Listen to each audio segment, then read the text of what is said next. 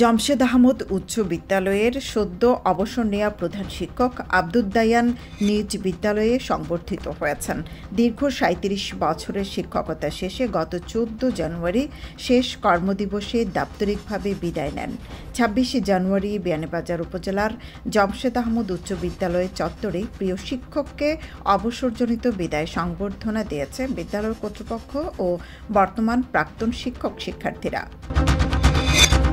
বড়ই বেপরোয়া হয়ে উঠেছে সিলেটের গোলাপগঞ্জের মাঠে ও টিলা খেপুরা উপজেলার বিভিন্ন এলাকায় টিলা কাটা অব্যাহত রেখেছে তারা প্রশাসনকে তোয়াক্কা না করে দিনরাত টিলা কেটে সাবার করেছে। এদিকে অবৈধ এই টিলা খেকোদের ধরতে স্থানীয় প্রশাসন নজরদারি বৃদ্ধি করেছে।